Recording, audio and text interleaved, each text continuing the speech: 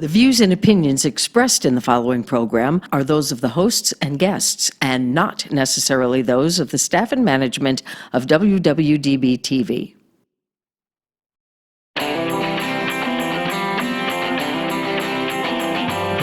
Hot topics, food, fun, entertainment, and serious business. Live Las Vegas with Rikki Cheese.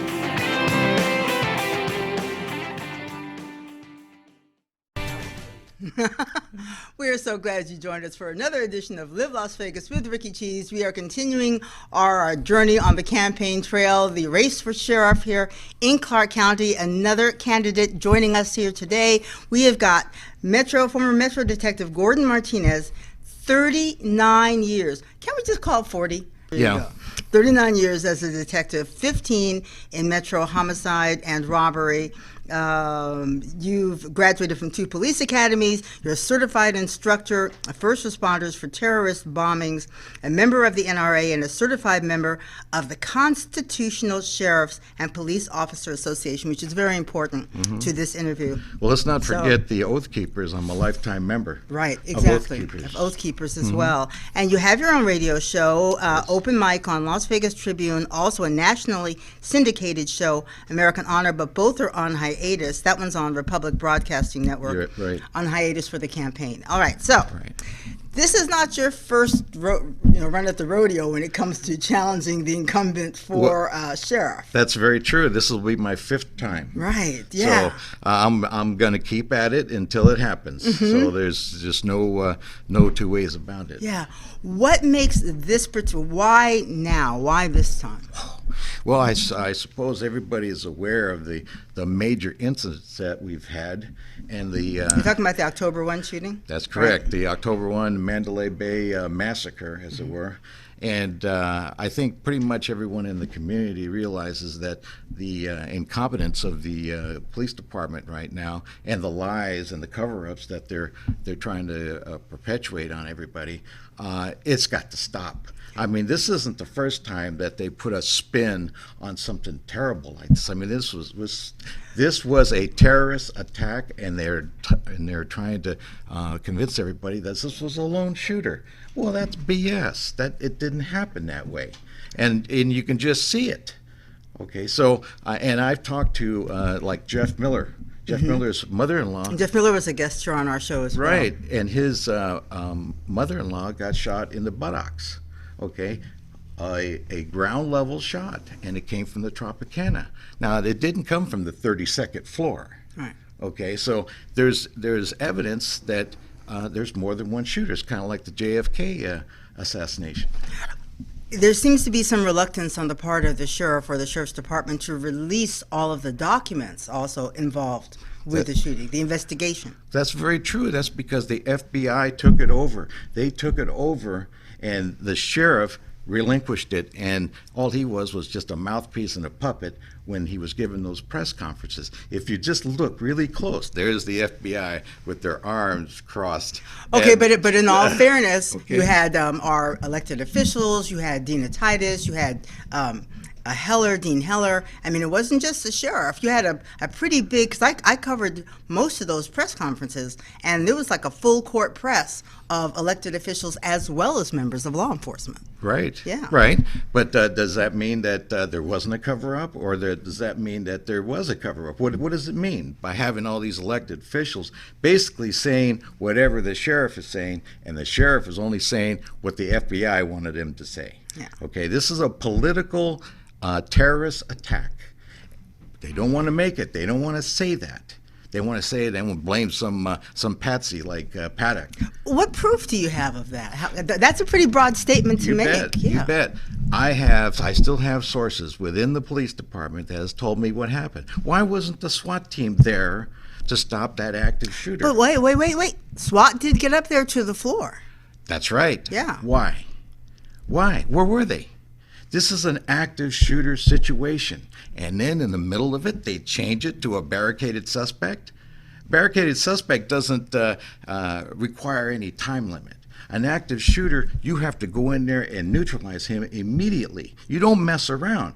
They changed it. They changed it right in the middle of the incident to a barricaded suspect. Now, does anybody realize what that does? What does that do? That leaves a window of the spin. Okay, now you can go in there and then you can manipulate whatever evidence you have in the room, the cameras. I mean, you can come up with all kinds of different spins to say that Paddock did all this. He transported all those weapons up into his room, and he's the one that sprayed everybody from the 32nd floor. I mean, people have got to look at this a little bit closer. Why wasn't the SWAT team deployed immediately to stop that active shooter? How do you know that they weren't? Well, like I said, my sources within the police department still, after 36 years at the LVMPD, I still have my sources, and I still have my friends, even though they have all been ordered not to communicate with me. I mean, that was an order that came right from the sheriff. Do not communicate with Gordon Martinez. Now, why would they single you out? Oh, they know that I am a straight shooter. I will tell the truth no matter what, how unpleasant it may be. I will always tell the truth, and I've done that my entire career. Well, they don't want to hear somebody that's going to tell the truth. I can go incident after incident, murder investigations that took a twist, took a turn, and if I find out about it, I will talk about it, and I will expose it, and I will put it in the Tribune, because I had my own column. I will write about it. If anybody questions... You can look at the archives, which I did, in Right. preparing for this, and see many of the stories that he's written over time. But this is my challenge, Yes. even as a reporter. I've been talking about this for years, to see how my industry has gone from attribution, where you had to be able to say, so-and-so named that person, told me that. That's they right. had to be able to stand behind their word, to sources say. So now, who are the sources saying? When you hang out with other journalists, and then you open the paper the next day and you see the source was what was said at dinner last night. Right. I mean, I just kind of get a little bit wary when people I say agree they've got with you. sources. I agree with you. But understand that we aren't playing games here. You identify a source, you might not see that person anymore. And that's what has happened. Now, if you go into the federal depositions that I gave in 2013, okay, 7 hours. They deposed me, 7 hours, and I let it all out. I named names. I told who told me what And this was happened here. in connection with? My federal lawsuit in 2011. Right. Okay, I filed a federal lawsuit that included discrimination. Okay, and that lawsuit led to federal depositions, and my witnesses came out with a lot of other stuff that went on, a lot of other stuff that was covered up, like the murder of corrections officer Kevin Scott Daly. Okay, now you never heard of anything like this. This happened in 2007 in November. Now, what happens when there is no investigation on an officer that does not call in and does not show up? Now, that is a big thing. They didn't do anything about it. They wanted to cover it up. Why? Because he was involved in the HOA scandal. The HOA scandal, which was broad and which included which is huge. several mid-level officers. And some prominent attorneys as well. You bet. You bet. Yeah. So what did they do? They shut him up because he got caught. The FBI turned him into an informant. He went back to work for Metro, but in the jail instead of out in patrol. Yeah. And they, in November of 2007, he doesn't show up for work and he disappears. Well, later on, they find his severed head out there in the usual body dumping ground at Lake Mead, right next to Lake Mead in Henderson's jurisdiction. Right. Okay? LVMPD is notified, but the intelligence section goes out there. Shoot, I didn't know that they investigated homicide or murders. They go out there instead of the robbery homicide section, and they tell everybody to shut their mouth. A volunteer search party that found the severed head from where his Kevin Daly's vehicle was burned out, and only 300 feet away, there was his head on top of the desert. Now, what does that tell you? That tells you that somebody is sending a message. Well, and on your, you just launched a brand new website, very, very nice looking. One of your lines it includes the word corruption. That's right. That's a very strong word. That and is that's a very very strong big charge story. to make. That's correct. Yeah. Well, take the O.J. Simpson case. I arrested O.J. Simpson. Right. Okay? You look at any record, it doesn't say anything about that. Me and 4 other detectives went to the Palms Hotel. I obtained a spontaneous confession from O.J. Simpson directly in my car because I activated a digital tape recorder. That's good stuff. This would have been the shortest trial that ever in Clark County if that made it to court. But who would benefit from that? Who would gain from that? Why? Again, it all goes to money. Everything that has to do with money. Okay, so that evidence, which is exculpatory and inculpatory, did not make it to trial. I wasn't even subpoenaed to trial. What do you mean? Hey, but when I was doing my background on you, that was yours. That was the first time I ever saw your name in connection with the OJ trial. Right. But I was never subpoenaed, and neither were the other 4 detectives with me. We weren't subpoenaed to trial. Wait, I'm the arresting officer, right? So my officer's report, my arrest report, the booking form, the Miranda rights card where O.J. Simpson's signature and my signature on, never made it to court. Neither did my digital tape recording and transcription of his spontaneous confession, which is totally legal, never made it to court. Okay? Now, everybody else was told to shut up, but they won't come to me and say, you shut your mouth and don't testify, don't do anything. And I'm asking around, hey, how come I wasn't subpoenaed? This is good stuff. I'm the guy that arrested him. I put the handcuffs on him. Right. And it didn't happen. Well, and the case that you were forced to resign from, this was your supervisor who actually came after you because you wouldn't, according to the press story I saw, wouldn't do what he wanted you to do, which was essentially break the law. That's correct, and that was with an evidence tampering and chain of custody violation of evidence, and it just went downhill from there. Plus, he directly threatened my life twice.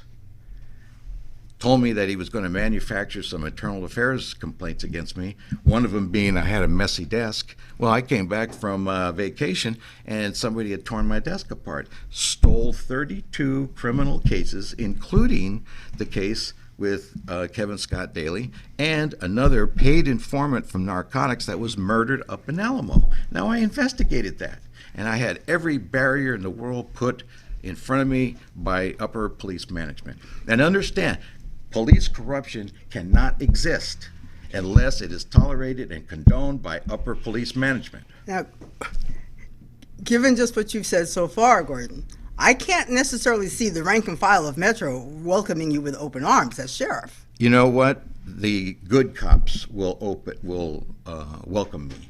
The bad, but they can't do it. They cannot do it. They cannot support me because they will get stepped on by upper police management. Upper police management doesn't like me because I'm coming close to putting all of them in prison for the stuff that they've done, and they don't want me around.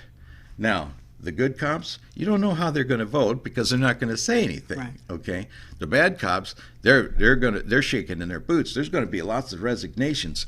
When I am elected sheriff, there's going to be lots of resignations. Now, we had retired North Las Vegas Lieutenant Tim Bedwell on, a couple weeks ago, and one of the things that he said, the difference between the two of you is he feels that his strength is coming in as an outsider. You feel your strength is being on the inside, having come up through the system. Right. Give me a comparison of the difference. Well, there is no comparison. Tim Bedwell is just a public information officer. He's never done any major investigations or controlled a major incident. See, I have, but you won't see that and you won't talk about it. Take, for instance, the Tropicana and 95 incident with the bomb threat. Okay. Do you know about that? No. Okay, that was a major incident, and guess who was in charge of it? Me. And every deputy chief, every lieutenant, any sergeant that came up, I says, hey, are you ready to take this over? I'm just a little old detective. Right. They said, no, we don't want it, okay? Now, 4,500 people were evacuated from this bomb threat.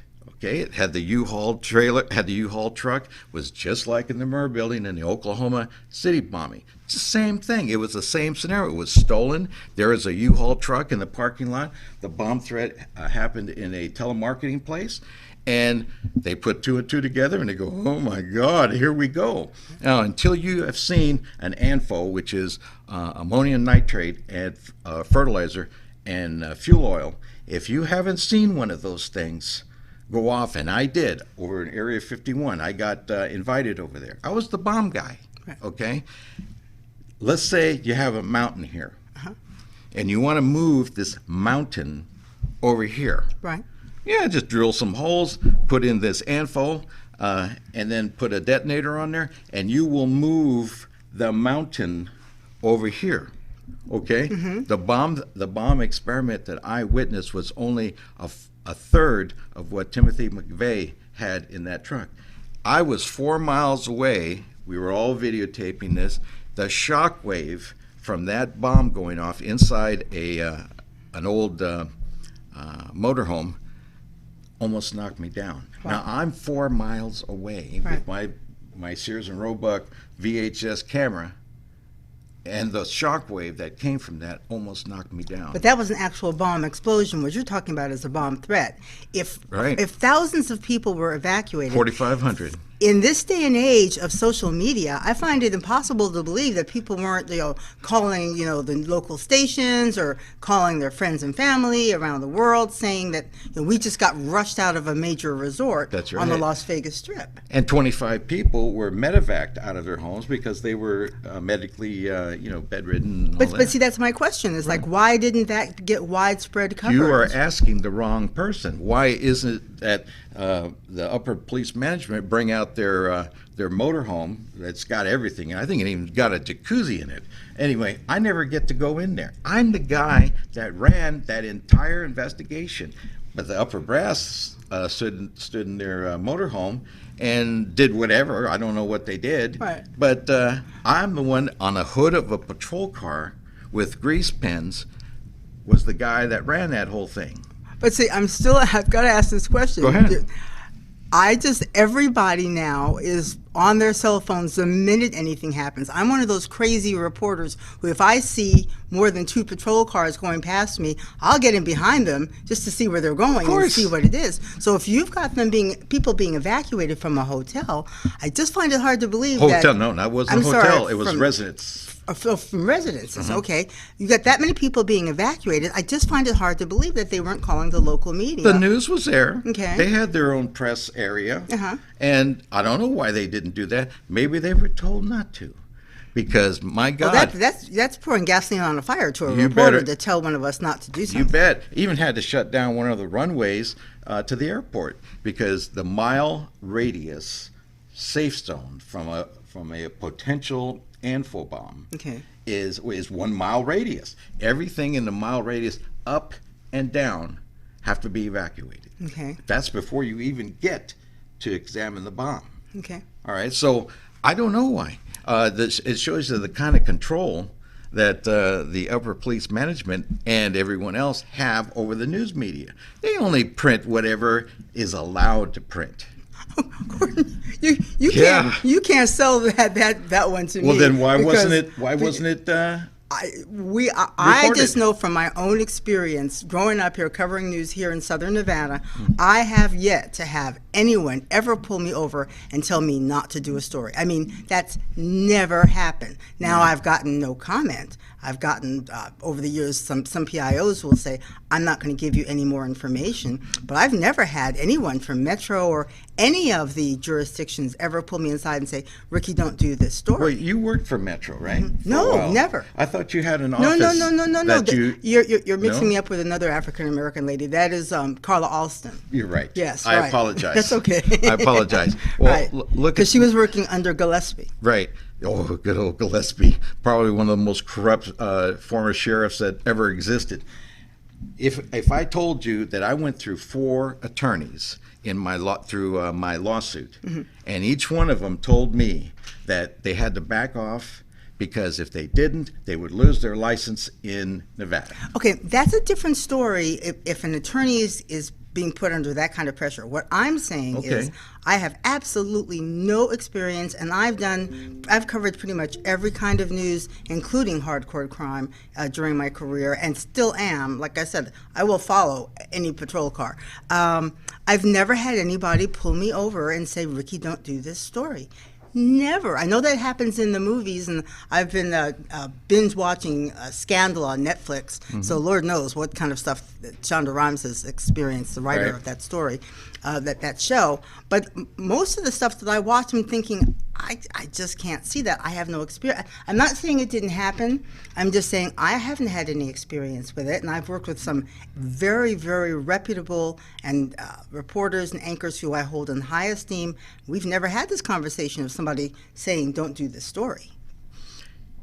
I was running against Gillespie either one or two terms before. Okay. And I was in contact with Christy, of the Review Journal. We were back and forth, phone calls, and the whole work. A couple of weeks, she was going to work on the expose right before the primary. And this had the OJ stuff in there. It had all the corruption that I had witnessed. Right. And I told her about it, and she was just thrilled to death. Right. The time came, 2 days before the primary, the story disappeared, and so did she. I don't know what happened, okay? So this was good stuff, right? This would have changed everything because they would finally realize that Gillespie is just nothing but a crook. As a matter of fact, I called him up one time when he was undersheriff, and I says, hey, why don't you come on down to in the old city hall? I said, why don't you come on down by the ATM and meet me? I want to talk to you about some stuff. He goes, well, what about? And I go, but the campaign for sheriff. What do you think? I'm going to have, sing hymns with you? Right. Anyway, so I go down there, I meet him, and I says, you don't even have to talk. All I want you to do is listen. Okay, so, and I showed him that I wasn't wired or anything else. It's just him and I. And I walked around and I told him all the dirt that not only me, but Jerry Arola's private detective dug up on him. Okay? Dug up on Gillespie. On Gillespie. And so by this time, we walked around the outside of City Hall. He is just absolutely furious. I mean, he is just out of his mind, right? And he says, well, what do you want me to do? And I said, drop out of the race. Okay, we got enough crooks in this county. We don't need any more. Okay, here's. Well, let me finish. Okay. Let me finish. Okay, finish. 2 days later, I'm riding my motorcycle home and I'm shot in the left thigh.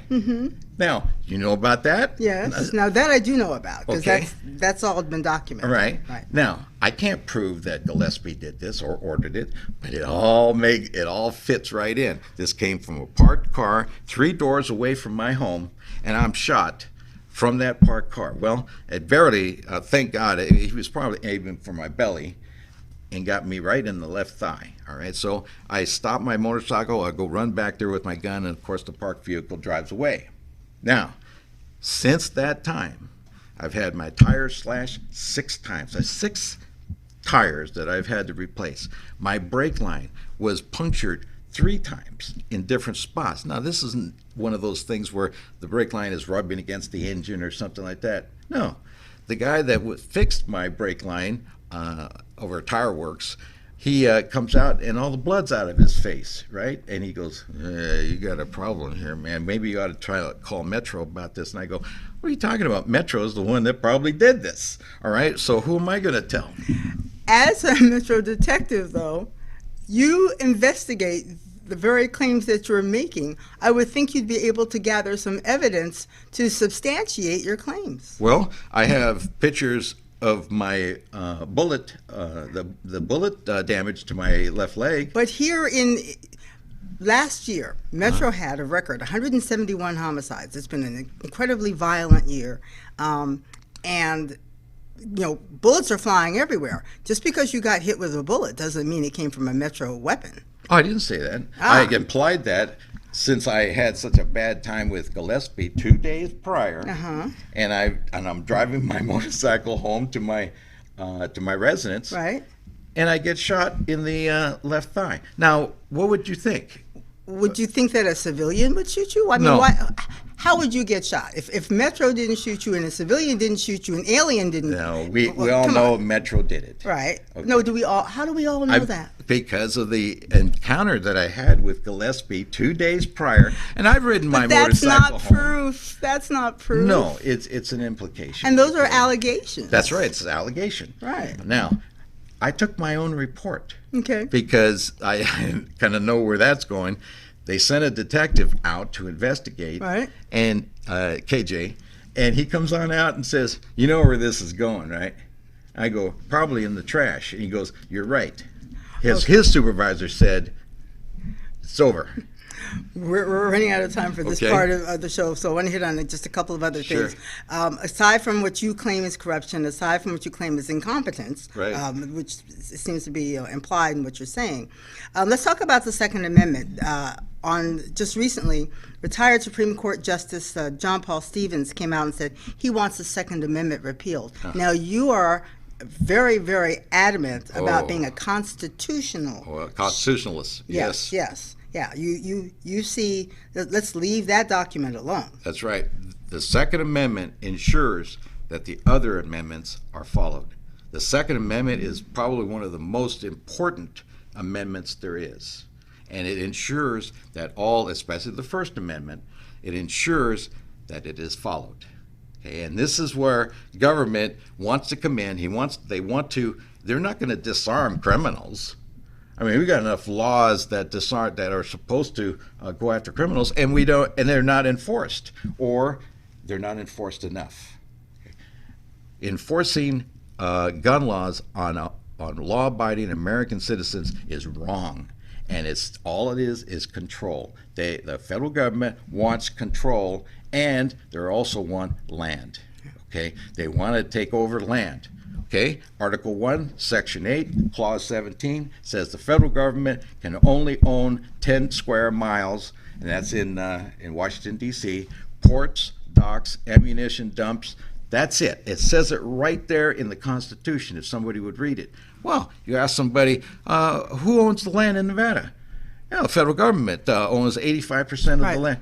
They don't own anything. Who gave them that privilege to own land in Nevada? I mean, when you ask someone else, they say, "Oh, it's public lands." Oh, okay, that sounds a little better. It belongs to Nevada.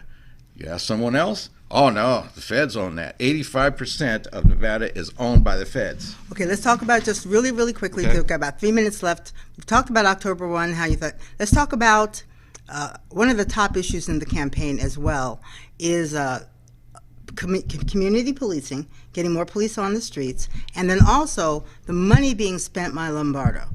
That's one of the things that Tim also brought up. He thought that there should be more accountability, more transparency, and clearly you agree. Oh, absolutely.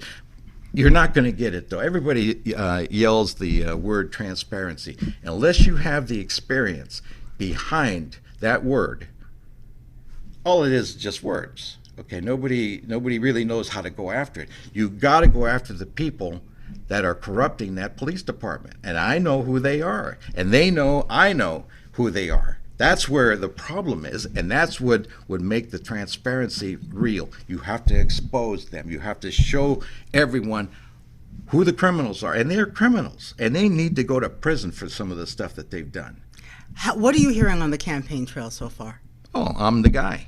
I mean, no one else has any type of police experience like I do.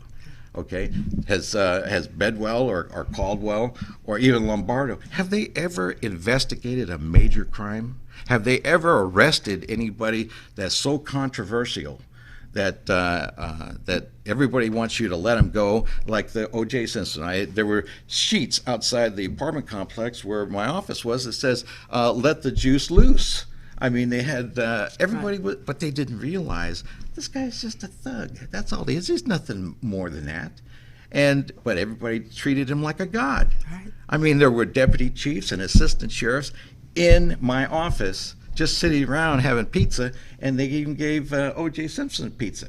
Now, until someone relieves me, he is my prisoner, and no one can touch him without asking me first. Well, as soon as We're talking about chain of command here. You bet, you bet. And even the captain was going to allow the attorneys to come on up and I guess stand by him, make sure he doesn't say anything. Well, he didn't say anything after I read him his rights. He said everything before that, and I had it on video on tape recorder. Now I told everybody, hey, I got him. He's done for. He told me everything was going on. And what happens? My desk gets ransacked, my tape recorder, and all the reports that I made, gone. I would like to invite you back and invite Tim back as well as we get closer. And everybody just know, it is so important. We're going to be really emphasizing this as we move forward into the election season. You've got to vote in the primary. You've got to vote in the primary, because if you don't vote in the primary, very well somebody that you don't want can walk away with the election in the general election. People think that the primary is not important.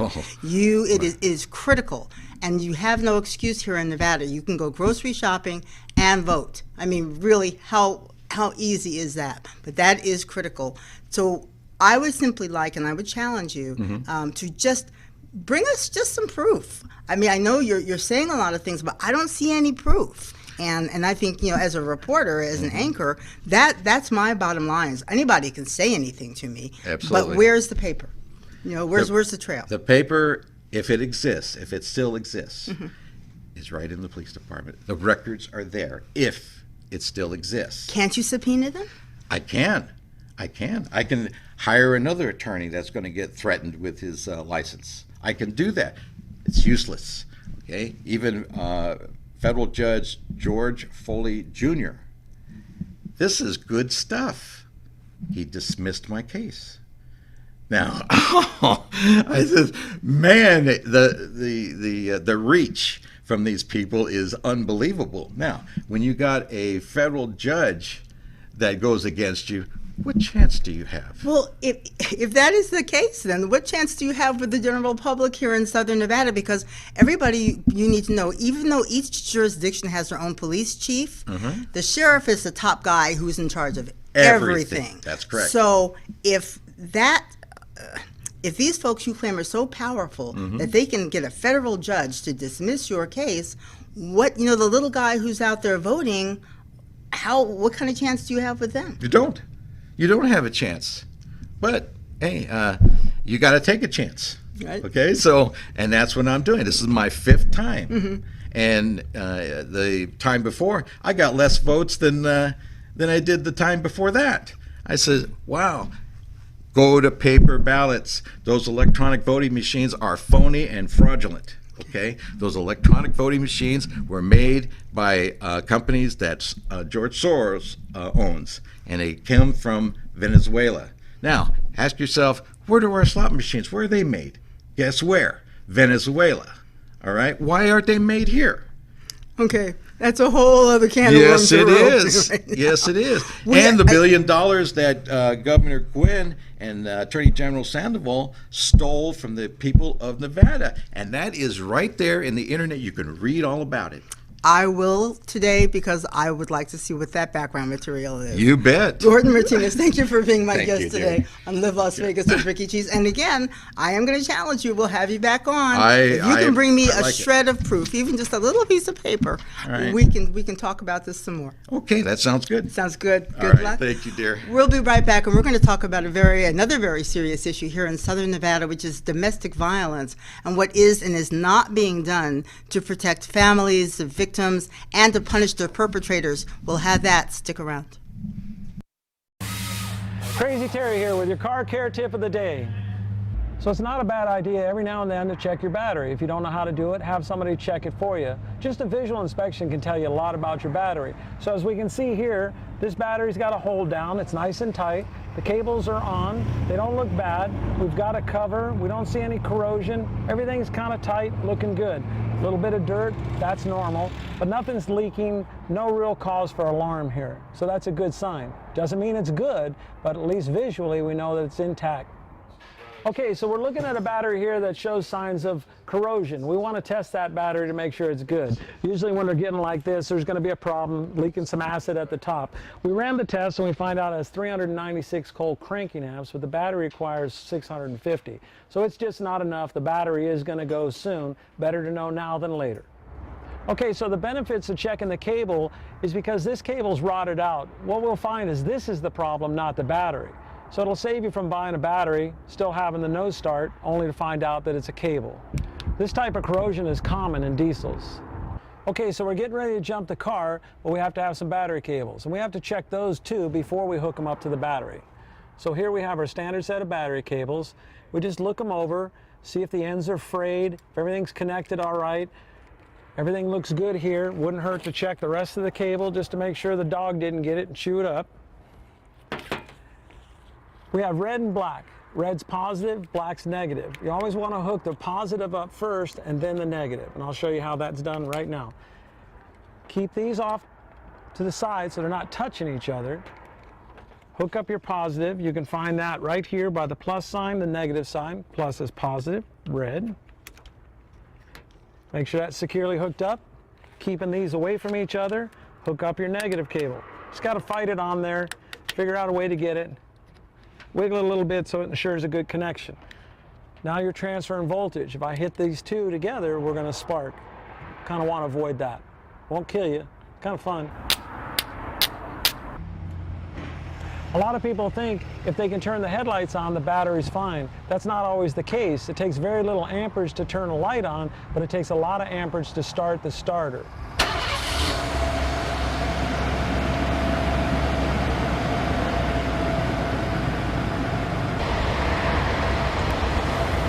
I recommend checking the charging system every oil change. At Sun Valley Automotive, there's never a charge for that. This is Crazy Terry with your car care tip of the day. And we're back on Live Las Vegas with Rikki Cheese, talking about another very serious topic here today. I've got my guests today, James and Christina Teichman, who are going to tell you the story of what they've experienced. But let's talk just really briefly about domestic violence in general. There is a perception that domestic violence is only like man against woman. But in Nevada, it's any family member who is involved with, abusing someone, and the actual definition of abuse can range from emotional to verbal and physical. So it's a much broader definition of domestic violence than just the guy beating up on his girlfriend. It can be maybe senior parents and their kids are beating up on them. It's a very wide range, and that's what makes it such a hard topic to talk about, because there's still so much shame around it as well. People really don't want to talk about it. And it's defined as a pattern of escalating violence in which the victim is controlled through any sort of deprivation or threat of deprivation or violence. It's like something bad is going to happen to you. Let's just cut to the chase. So, Christina, tell me your story. Well, basically, long story short, my ex-boyfriend was Marco Duarte. We met in high school. I believe it was my freshman year, sophomore year that I met him. Everything was fine, it was just a regular, high school relationship. It ended up lasting about 6.5 years, so well after high school. There were little signs of him telling me, I don't want you to wear that, or little things just to kind of control me. I don't want you to hang out with her. And then it started escalating to, I don't want you hanging out with any of these people. And anytime I did, it was a huge fight that I would have to come back to. He was yelling at me or just trying to make me feel bad or try to punish me for hanging out with friends. And then after I let go of all my friends, it escalated to my family, and he didn't want me to be around my dad or my sister or my brother or anybody, because they were kind of picking up on it, and they were kind of just asking questions, and he was uncomfortable, and he didn't want me to be around them or anybody for that matter that knew him and kind of could catch on to it. So I was only allowed to hang out with him, his family, or his friends, basically. So I was very constricted. You're being isolated Yes. from your friends and family. Mm-hmm. Yeah, right. Yes. So that happened, and then I found out, that he was cheating on me, and he got arrested for 4 open gross lewdness charges, 5, and I didn't know if they were true or not. Felony. Yeah, felony charges. I didn't know if they were true or not. I didn't have any evidence. I didn't know, and I loved him, so I was like, okay, well, I'm gonna believe you. You did nothing, I got pregnant. Were you guys living together at this time? We were living together. I moved out when I was 17 with him. I got pregnant. We had a baby together. And while I was pregnant, I found everything. I found all the evidence. I found, well, evidence of him cheating on me and doing all these nasty videos of recording girls and their private parts and just trying to do all these like little, just gross things. You know, I found a lot of things, and like Without the girls knowing. We're Yeah, talking without- about local schools and local malls. He would go around and film girls' private parts, Ah, make okay, videos, and right, store them on his computer. right, okay. Yeah, and so I broke up with him, but because we were having a baby, I went back with him. You know, he convinced me, I'm gonna change, I'm not gonna do drugs, I'm not gonna cheat, I'm not gonna do all this stuff to you. You know, you can be with your family. And then it lasted for maybe about a month, and then it got a lot worse after the baby was born. To the point where there was like drugs on the floor, and I was picking him up because I didn't want the baby to get to him. And once I confronted him just about everything, and the one night that I went out with my friends, he lost it. He tried to take the baby away from me. That's when he like pulled me down by my hair, and he hit me, and then he locked me in the closet, and he was trying to make it so that I couldn't leave. But I had already called my sister, told her what happened. She told my dad. My dad was like, I'm going to call the cops if you don't let my daughter leave. So he had no other choice but to let me leave. And then the next morning when he was at work, I went to go get my stuff, you know, get belongings, savings, the baby, you know, and I sat down with my sister and his family, and I told them everything that happened. This is what I'm doing. They told me this is the right thing to do. You need to teach him a lesson, you know, move on, whatever. So I did that, and then he was actually waiting for me at my dad's house because his mom called and told Marco everything that happened. And so he was waiting at my father's house for me in Henderson. And he came up to the car and tried to open the door. And it was locked because my sister told me to lock the doors because she saw him first. I locked the doors, and yeah. Yeah. I'm sorry, baby. John's going to give us the issue. Yeah, it's tough to relive this, I know. Marco was waiting in the bushes at the house. At your house. Right. I was at work. Everyone was gone. My younger daughter Amy was with her, and the child, the 1-year-old child. And so Marco, when he found out the door was locked, he had switched gears. She calls me immediately, so I'm on the phone. I can hear all this happening. And yeah, it's just tough. So he convinces Christina to crack the window. He switches gears and he says, well, just let me say bye to my son. Just let me say bye to my son. Just crack the window so I can say bye to my son. She cracks the window. He throws his arm through the window. He gets the back door unlocked. Jumps in the back of the car. He's punching Christina in the back of the head. As he's doing that, as he's cocking back, he's hitting his own son in the face. My daughter Amy jumps out of the car, runs around. You know, his butt's kind of hanging out the back, you know, of the car, and she's trying to yank him out of the car. Everyone's screaming, everyone's crying, the child's screaming. So, you know, that was a bad time. Mm-hmm. During the time when you guys were dating and you were slowly being pulled away from your family, did you ever suspect anything? Did you ever talk to your dad or your mom about, your sister about what was happening in the early part of the relationship where you knew that there was like, it wasn't bad, but it wasn't right? Yeah. Are you asking Christina or you're asking me Both that of question? you, yeah. Well, I really didn't like the guy. They were kids. They were teenagers. They were in high school. I always told Christina would move on, and I told her, you know, there's better guys than him, things like that. Towards the end of the relationship, I started noticing that, you know, she wasn't coming around. She wasn't talking. And I asked her, what's going on? You know, something's going on here. You know, tell me about it. She didn't want to tell me about it, but she had been confiding in her sister, Amy. Mm-hmm. The night that he threw her to the ground by her hair and ripped the baby from her and locked her in a closet, Amy came into my room. I think it was about midnight, 1 o'clock in the morning. And Amy said that she'd had enough. She was going to tell me because they were keeping this secret.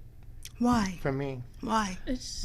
You know, I mean, if you got an active dad who's involved in your life, I would think that he'd be one of the first guys you'd go to actually say, is this like normal guy behavior, Dad? And is that something that, That's I one should of the be things aware that blew of? me away that I didn't know about it, but I guess this is how girls act who are in love with.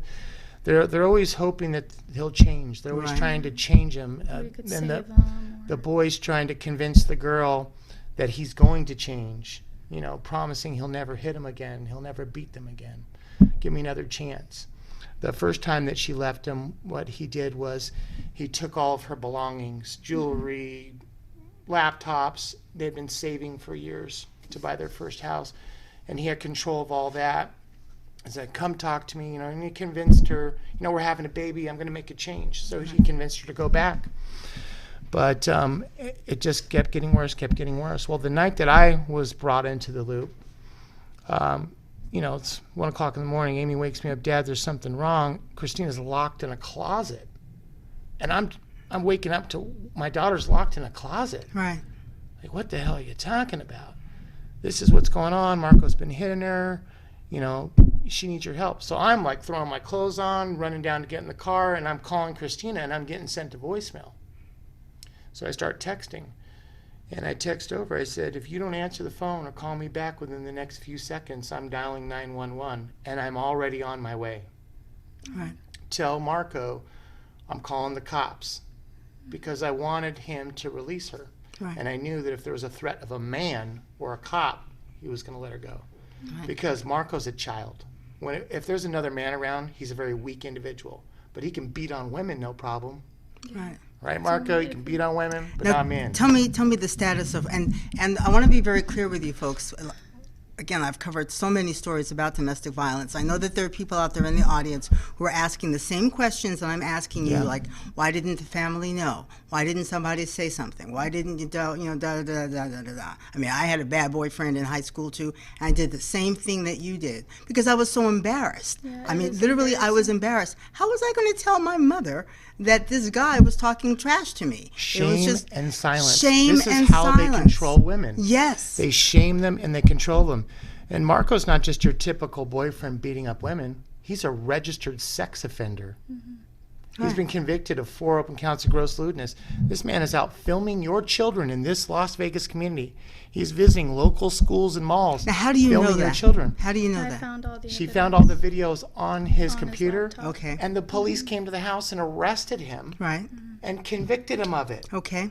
He's Right. a registered sex offender, Right. and he's beating women. So this is kind of all coming up when she found the videos, and he got the charges. She's like, "Explain the charges, Marco." And he said, "Well, I was changing my clothes, or I was peeing on a building." And there's 4 or 5 counts of this stuff. Right. Right. But he explained it away that way. Well, she started digging into him. These cases are sealed. She Yeah, you couldn't don't- find you don't out what know was going anything. on. Why is Probably- that? Was he a juvenile at the time? No, he's an adult. It's just sealed. I don't know. You're not allowed to know anything.